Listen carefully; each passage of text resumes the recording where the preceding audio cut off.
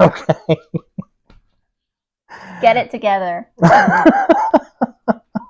All right. So we're here to talk about your additional job that you've just taken on. Mm-hmm. Okay. Explain a little bit about what that additional job is. Okay. So I am now a independent travel agent specializing in Disney vacations. Although I can book other things like cruises and things like that. I'm still kind of learning that side of it, but you know.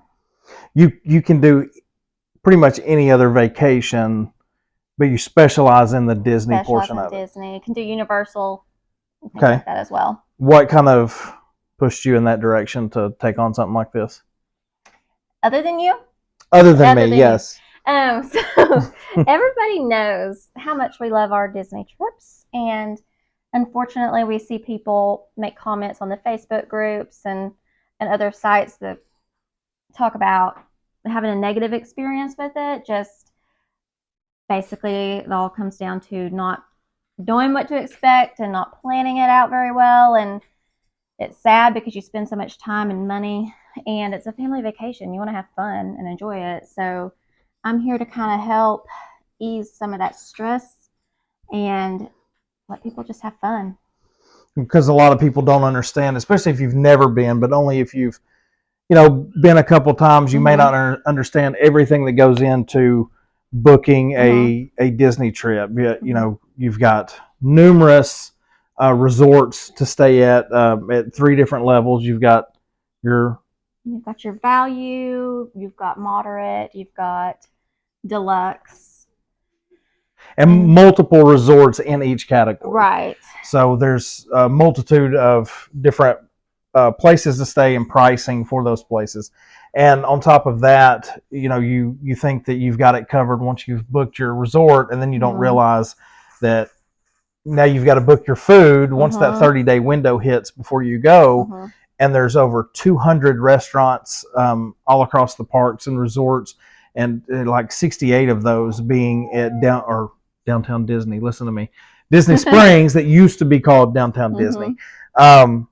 So a lot of people get overwhelmed with those decisions: where to stay, where to eat, when to go to what park on what day. I had never thought about that until you brought it to my attention. Is that you have the capability of looking to see when when parks are what's the word? I researched to see what's the best day to go to each park. Is that what you're looking for? Yeah, that's why. And like say Magic Kingdom, a lot of people when they start their vacation, when they've never been, or first couple times, everybody wants to start their vacation at Magic Kingdom. So usually Sundays and Mondays are the busiest days for Magic Kingdom. And she looks all this stuff up and is very good at scheduling the days on what day to go to what park and where we would get the most bang for our buck. And that's what she is capable of doing when she books a vacation. And how much would your service cost additional to paying for the Disney trip? If somebody was to contact you and say, hey, I'm interested in booking a Disney trip, how much more will they pay to have you book their trip? There's no charge at all. None whatsoever. None whatsoever. So there you go. That's one of the reasons why we wanted to do this video, is because people tend to think that if you use a travel agent to book your vacation, that's just an additional cost on top of what you're already paying. We all know that Disney in general is very expensive. No matter, you can go for little if you know what you're doing and where to eat and what to eat, and you can bring your own food in the parks, right? You can. Okay, so if you're looking to go very, very cheap, you can do something like that. Now, we have the first year we went, and I was not a big Disney person per se when we first started dating or whatever, and when we were trying to decide where to go on our honeymoon, you said Disney World, and I did not want to go to Disney World. I said Key West. I was not very big on the idea to go to Disney for our honeymoon, and but we decided to do that. I'm rubbing my eye because I have allergies. Um, we decided to do that. I wanted you to be happy, and it was one of the best decisions that I decided to do. Is we went and we had an absolute blast, just the two of us. And one of my favorite moments in all of our marriage happened that week when you got to eat inside the castle. Oh yeah, at Cinderella's table. Seeing how emotional you got in that moment, it completely changed my mind on Disney in general. So we've went every year since, and we have stayed at a value resort. We've stayed at a deluxe resort, or we stayed at a moderate. A moderate for our honeymoon. Last year we stayed at a value, and this year we're doing things a little bit different. And this is one of the things that she came across that I would have never known about it, and I don't know how many people would have known about it, but the certain deals that Disney does, and where, like this year, if you booked at a deluxe resort, you get your meal plan, which they just brought back. You can pay for a meal plan. You get your meal plan for free for the week. So she ran the numbers. I shouldn't say we. She did. She ran the numbers, and it was going to cost us right at the same. Because we were planning on staying at a moderate, right? And then getting the paying for the meal plan, which brought our cost up to what the same as what we're going for now, which is at a deluxe with a free. So might as well stay. Might as well stay at a deluxe. Now, the argument that a lot of people have is that why stay at a deluxe resort and pay the extra money when you're going to be at the parks all day? And I understand that. But the resorts itself have so much to do. And we usually spend one free day just stay at the resort all day long. And there's so much to do inside the resorts that you cannot be bored, I promise. But again, and that's something I would talk to each client about. What are your expectations? What do you enjoy? What do you want to get out of the trip? If you're someone that does not want to stay at the resort very often, you want to be go the whole time, it might not be worth it to you to stay at a higher level resort. Right. But if you're someone that likes to have some downtime, some off days, to chill by the pool and stuff like that, then you probably do want to take advantage of a higher level resort. Yeah. And that's one of the things that you can do for them is find out what they want out of their vacation. You find out what their likes and dislikes are. And for instance, like you love Animal Kingdom. Festival of the Lion King, you really love that. Animal Kingdom to me is it's actually my least favorite park out of the four. We just like different things, but we know that we can enjoy the whole vacation. We're going to all four parks. Of course. And everybody gets something out of it. Like my son, he gets something completely different out of it. He loves right now, he's very big on Epcot. So each park has something that everybody will like, but you're going to enjoy being at one park versus the other.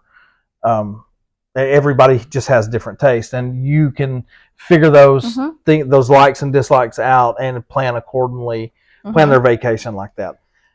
One of the things, of course, that I love is the food. Of course. And who doesn't? Right. And I find I'm the type of person where when I find something that I like to go back to that and enjoy it again. So we've tried a multitude of different restaurants down there, and there's a handful that I keep saying that I want to go back to because I absolutely love them. But I'm forcing myself to try. Like I said, there's over 200 restaurants at Disney World. So that's not to mention like every resort has multiple restaurants within the resorts as well. Right. So you've got 4 parks, you've got Disney Springs, you've got all the resorts. You could do Disney so many times and still do something different every single time. Yes, and that's one of the comments that I do see a lot is, you went last year, why do you need to go back? Or you've been 2-3 years in a row, why do you need to go back? It's because there's so much to experience that you are not going to experience that in one trip. Sure, you're going to go to all the parks, you may even ride all the rides. We normally do. But outside of that, there's so many shows. You know, we did the Cirque du Soleil show a couple years ago, which was fantastic. There's well, I mean, everything inside the park we do every year, but outside of that, we normally try new food. We try to visit a different resort to try their food. So there's so much to do that you're not going to experience everything that it has to offer in one year or in one vacation. And that's the unique thing about it. And we get excited every single year of planning, because I mean we usually start planning our vacation 8-9 months in advance. We figure out the dates when we're going to go, and then we normally start talking. In fact, this year I'm going to take some of your shine here. This year I planned the park days. You did, yes. I approved. I still have to approve, of course. Yes. But kind of realizing what we needed as a family, I kind of put into place those days. But where was I going with that? I don't know. I think you were stealing my thunder is where you were going. No, I just did that. You did that. Okay, you're done. I already did that. Okay. But there's a reason why I was stealing your thunder. Because planning your park days this year. Planning the park days this year, yes. No, there was something else I was doing for that. Now I can't remember. Anyways, it'll come back. It will. Which for us, while you're thinking on that, okay. For this year, things are a little different because obviously we have a baby now, and so she can actually do a lot of things at Magic Kingdom. So we are doing multiple days at Magic Kingdom for her. Super excited to see her get to do those things. She can actually do quite a bit at Epcot as well. So we just kind of broke up the days to kind of have several Magic Kingdom days for her. Yeah, and actually we're going to be at Magic Kingdom, I think, 3 times on this vacation because we're going to park hop too. And that's when booking a trip. A lot of people don't understand when they try to do it themselves. You'll see things and add-ons to a vacation, things like park hopping or the park hopper, as you can hear the baby.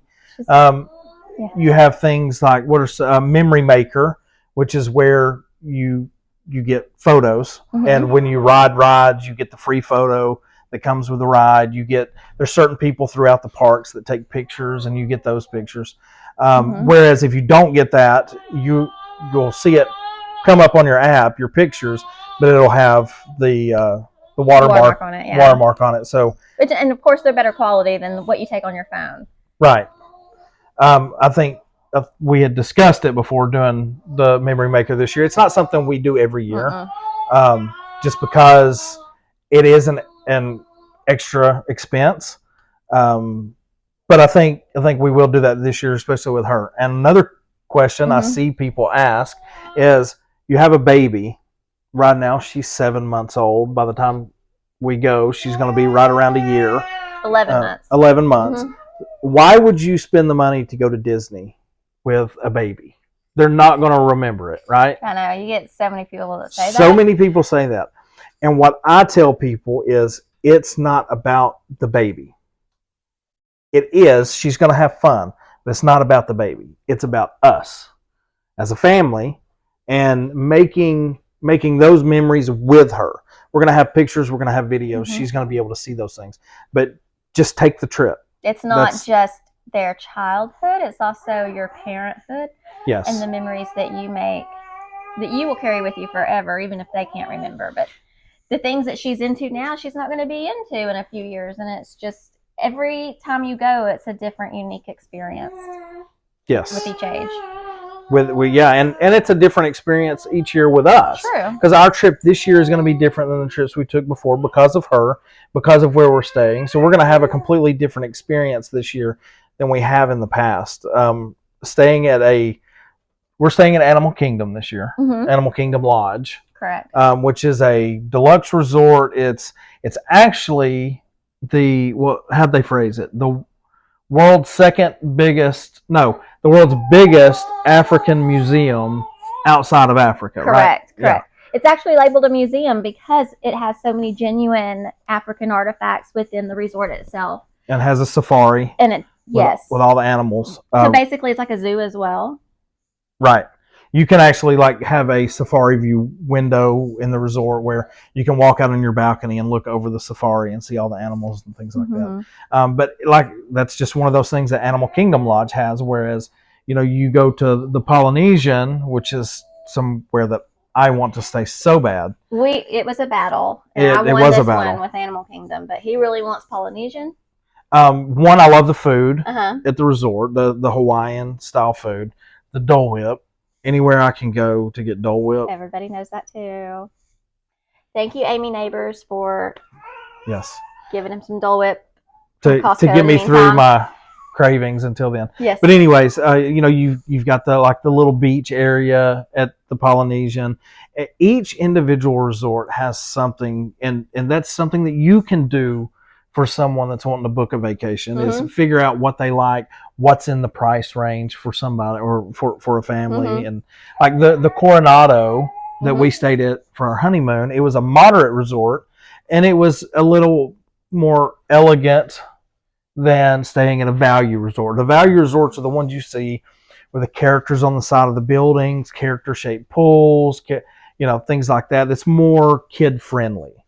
And so don't think that when you go on a Disney World vacation, you're going to be stuck staying at a resort with, characters nonstop, and all that. You have that option, and it's probably the cheaper way out. But there are options for if two adults went without kids, or you have older kids that don't want the kiddie stuff.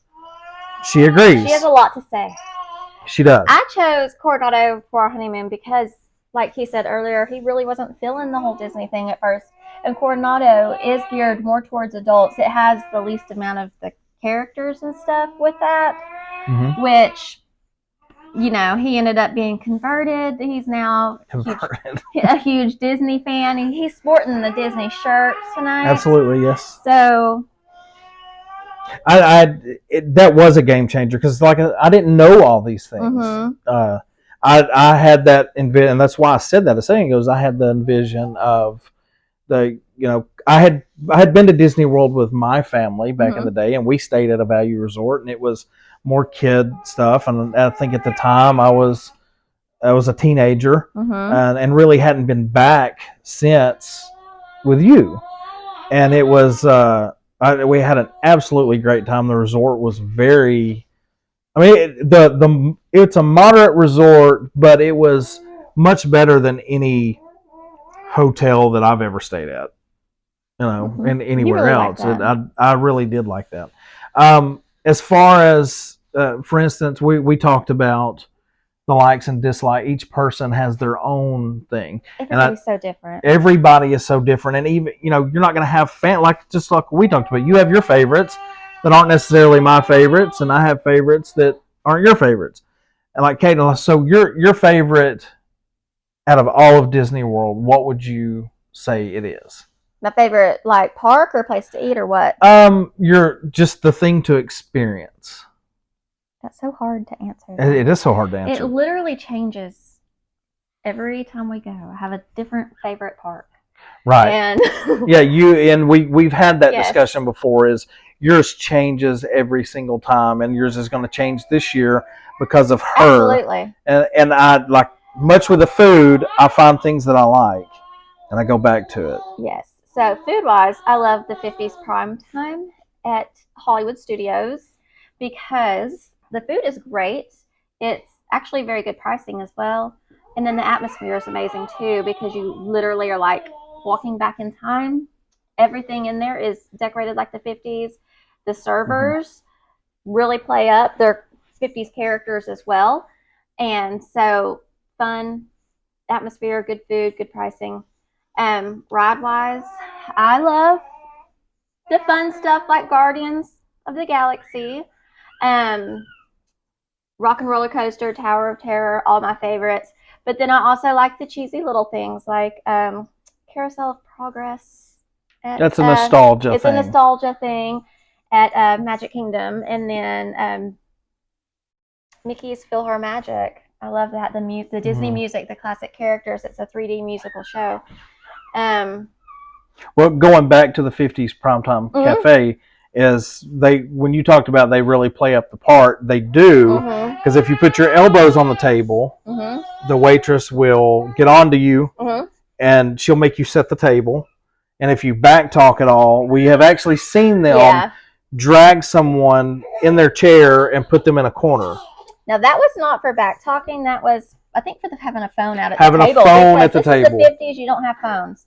So. In fact, they don't even call them phones. They call them walkie-talkies. Walkie-talkies. Put your walkie-talkie up. Yeah.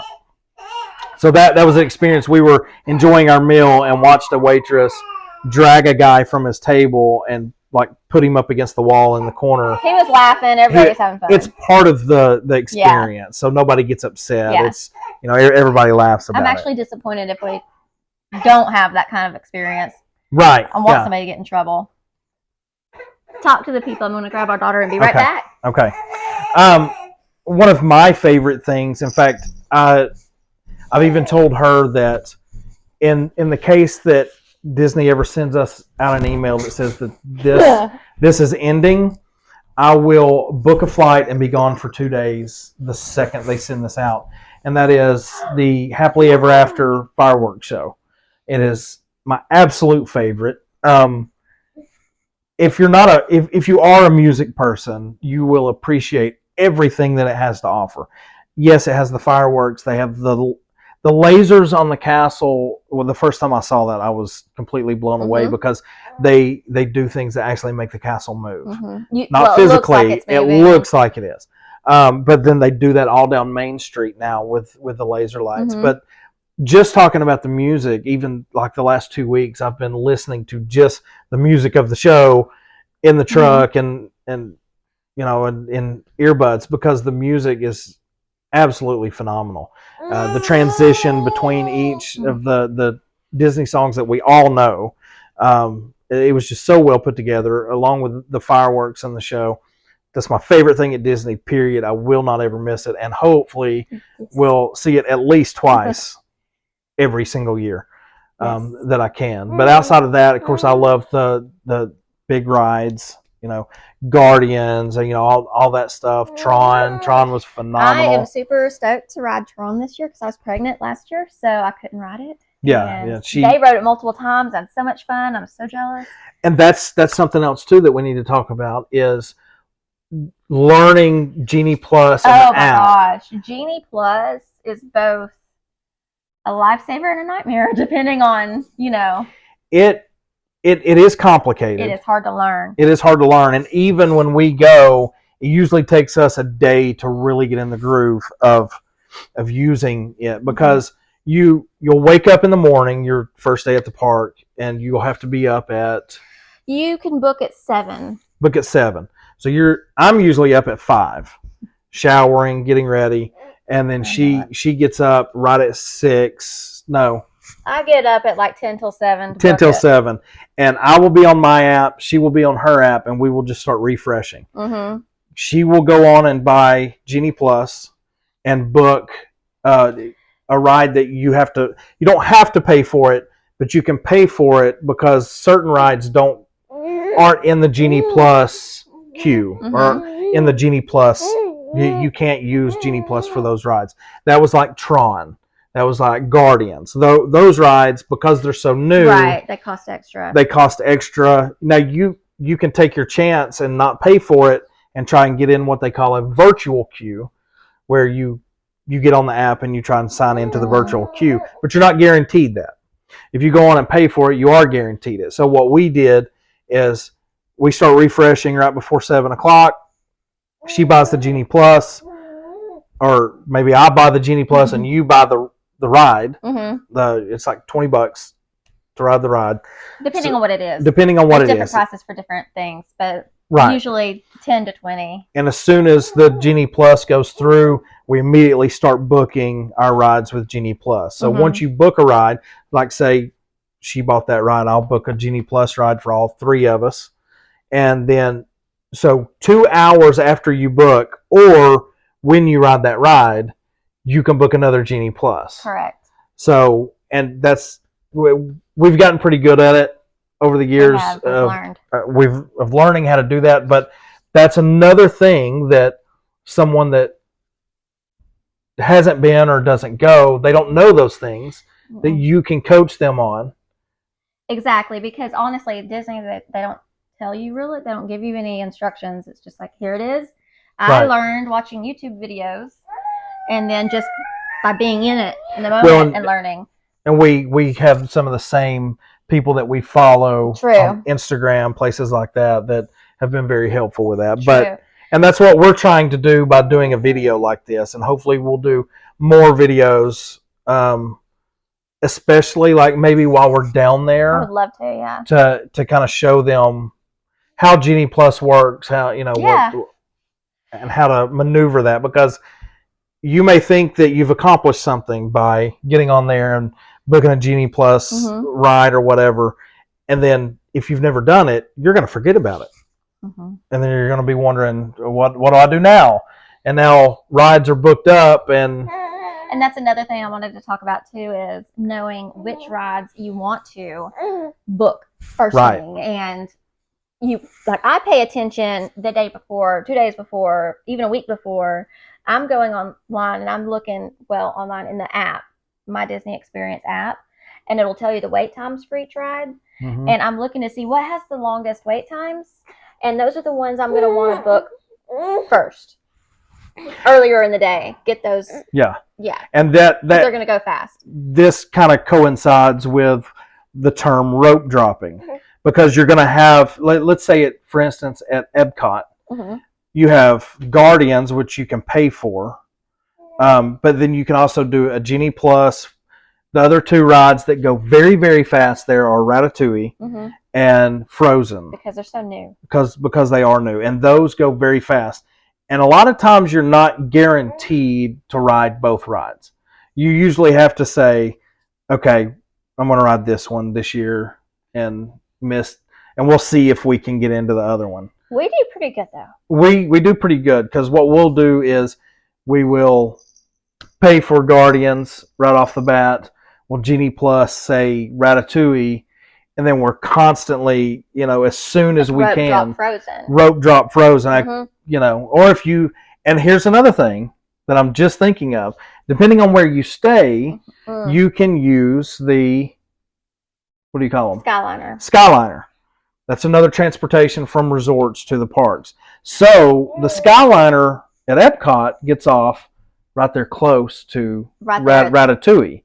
So if you can Genie Plus Frozen, which is on the other side of the park, and take the Skyliner in to see, there's a lot of different scenarios go into the planning of not just the vacation, but planning your day. Yes. And we openly discuss these things.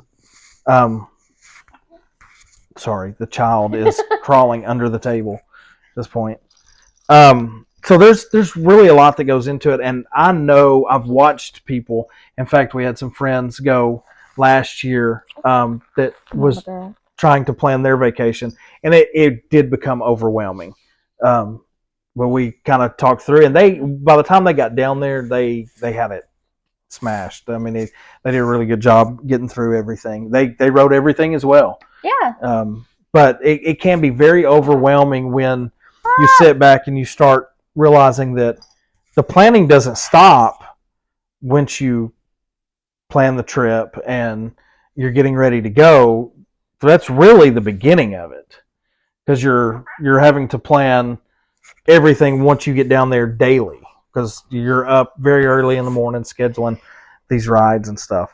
Is there anything else specific that you can think of? So we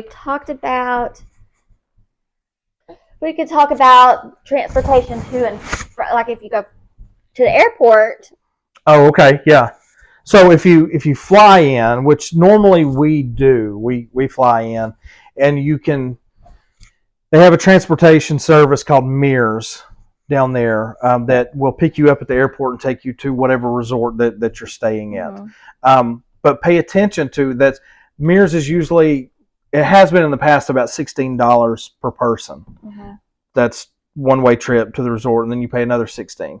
And we have found with 3 of us, it was cheaper for us to do Uber. Well, we're driving this year, so that's not going to be an issue. Mm-hmm. The transportation from the resorts to the parks, though, are buses. Every resort has the bus. Some resorts have a boat, Mm-hmm. like close to Magic Kingdom. You can take a boat, and other resorts have Skyliner, and some resorts have Monorail. Mm-hmm. So depending on where you stay, will determine the transportation to and from parks too. Mm-hmm. And it's usually the buses aren't bad. No. They can be frustrating at night. Yeah. When you're trying to get back, when you're leaving the same time everyone else is. She never even been, and she agrees. Yes. But I've never done the Skyliner. I would like to do that at some point. Some people say that that's very frustrating and crowded as well. But you have like your own little pod with your family in it that kind of travels. Just do it, hop on and off just to do it this year. Yeah. Another thing we're doing this year too, though. Sorry to cut you off. No. I'm excited and I don't want to forget about it. Is the Mickey's Not So Scary Halloween Party. Okay. Yeah, I did. Couldn't even remember about that. I'm excited about that too because a lot of the villains come out in the park and they do like a little trick or treating thing for the kids and trick or treating. Everybody can dress up. Even adults can dress up if they want to. That's not my thing. It's not your thing. They'll be dressed up. They'll be Donald or something. Anyway, and they go trick or treating throughout the park and get these full size candy bars. A lot of fun. They do a parade of villains. They have a special fireworks show, special concert with like the Hocus Pocus sisters up there. It's a lot of fun. And I'm shook. What? She's crawling. Why didn't she wait to crawl for the first time while we're trying to record a video? Our attention is away from her and she's mad, so she's going to start performing. Okay, sorry. That just caught me by surprise here. Yay, Sammy! Yay! Trying to think of what else. There's Christmas party if you want to do that. There's a lot of different add-ons that you can add on to your vacation. Those are some of the parties that they have. They also have an underground tour that you've been wanting to do. Keys to the Kingdom, where they kind of take you behind the scenes to see kind of how everything works. Oh gosh, it was coming back to me. I know what I was going to say. The shows, you have your fireworks show at Magic Kingdom, Happily Ever After. I've talked about that. They also do a water show with fireworks, water and lasers at Epcot there in the center. Hollywood Studios has Fantasmic, which is absolutely fantastic. It's so much fun. Animal Kingdom doesn't really do a show at night because of the animals. Right. They can't really shoot off fireworks and things like that. But I will be the first to tell you, coming from a music performance background, no one puts on a show like Disney does inside the parks. It's absolutely incredible, and a lot of these cast members will never come out of character. And I find that the little things like that always blow my mind, how they are, no matter if they're talking to a 1-year-old or a 7-year-old or a 42-year-old, they never come out of character. Right. And I always find that just intriguing, that they stay that way the whole time they're there. And from my experience these last few years, these people treat you, whether you stay at a value resort or a deluxe resort, you are treated the exact same way. Nobody treats you worse or better depending on where you stay or where you eat or what you experience at Disney.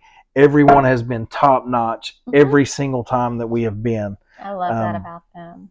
Yeah, and they also love their job. They love working there. You can tell. Taylor, the first year, absolutely loved this girl, and I've tried to find her every year we went back. While one of the shows was going on right in front of Magic King, or right in front of Cinderella's castle, she was mouthing every word and singing every word to every song and acting out the characters off to the side where only we could see her, but she was having a blast. And we went up and talked to her after that. And I have looked for her every single year since, and unfortunately have not been able to find her, but I will. If she still works there, I'll find her. Creepy. Well, it's just I love seeing people do what they love, and she clearly loved doing what she was doing, and I will watch anybody that enjoys doing something that much, no matter what they're doing. All right, is there anything else? One last thing. Okay. Disney will do little perks for special things in your life, like if you have an anniversary or a birthday or things like that. They give you these little buttons, and they'll be like, "I'm celebrating," and you can put like, last year it was our anniversary when we went, or around that time. So we got our little buttons, and then people would congratulate us, and sit down restaurants would give us a free dessert typically. Like when we went on our honeymoon, yes. They would bring champagne to the table, free. Yes. The free desserts, free, and like if a kid celebrating a birthday, free balloons, free, stuff like that. And they really go out of their way to make sure that you're taken care of, especially if you have something special, like a special occasion going on. And literally every cast member, like, you're waiting in line or just walking down the street, they'll stop and be like, "Happy birthday! Happy anniversary!" When we were there on our honeymoon, we'd gotten off the bus and was walking into Animal Kingdom, and one of the parking lot attendants ran through the parking lot to congratulate us. And I was like, are you serious? This is happening right now? I mean, was like sprinting through the parking lot, probably 100 yards, to come over to us and congratulate us. And it's just, they go above and beyond to make sure that you are well taken care of while you're there, and the money that you spend does not go to waste on their part. If you leave there and you feel like that you've wasted a bunch of money, it could be a couple things. It could be that Disney is just not, you're just not the type of person that enjoys amusement parks and resorts and things like that. But more times than not, the reason is because you didn't understand how to book your trip or how to lay everything out day by day. And that's not to say nobody is, our child is standing, like almost standing in a dog bowl right now. Yes. That's not to say that anyone is, I hate to use this word, but stupid for not doing it the right way. But nobody has taught you, or you've never experienced the right way to do things. She's chewing on an electrical cord. Okay, I'll tell people that. It's a telephone cord, but I'm about to grab it from her. Anything else that you can think of? I'm sure I think going forward, we're going to try to do some more of videos. This was a really long video. Sorry. We'll try to do some shorter videos of individual things. Yeah. Some of the things that we've talked about, some of the things that we have forgotten to talk about that we might have discussed earlier. And we'll try to do compact videos of each of those little things and post. And we'll definitely try to do some things while we're down there later on in the year. We're still 4 months, 5 months out, something like that. So we'll definitely try to forever away. It does feel like it's forever away, but mainly this video was to give people an idea of what you can do for them in this new adventure that she's got going on, and how easy that she can make your trip by doing all the hard stuff. And not cost you a dime extra. Yeah, so basically I just find out what's important to you, what you're into. I can book your tickets, your room, everything. When it's time to book dining, I'll be the one getting up, booking your dining for you. Obviously, I'll get with you and figure out what's important to you and where you want to go. I'll keep you in the loop of when stuff's coming up that's due, what to expect, and things like that along the way. I will go over how to use the Genie Plus if you plan on doing that. Which I highly recommend. And we don't go without it. No, it's worth the extra expense because you're not having to stand in those lines and you're more guaranteed to get to do everything you want to do. Mm-hmm. So, and it's especially worth it if you can understand it and really get comfortable using that. It's all about comfort level, which not a lot of things in Disney are. Right. Comfort level, buy good Yes. shoes. And it's going to rain for a little bit every day. Expect it. But that's neither here nor there. Look at our kid crawling across this room. There she goes. She's wearing a dress that's really slowing her down here. She's trying to get her knees under her. Anyways, like I said, we'll try to do some shorter videos on specific things to kind of give you more of a detailed idea of what that is and that whether it can help you or not. But if you are interested in talking to Danielle about possibly booking a trip, you don't have, when you talk to her, you don't have to immediately pay the money for a trip. In fact, that's something else right here at the end I'll say, is that when you do book a trip, your deposit, no matter how much your trip is, Value Resort Deluxe, no matter where you're eating, where you're going, $200 for a deposit for the trip. And then you can make payments on the trip. So that's something that she can talk to you about. Reach out to her, reach out to me, and I'll get you in touch with her. I'm not doing this. She's going to do it. I don't have the patience for it. I just learn things from her, and I put it into action when I get to the park because I'm there for fun, not to book your vacation. She can do it. I have fun doing it. But yeah, if you have any specific questions, comment below or message me, and I'll be happy to help. All right.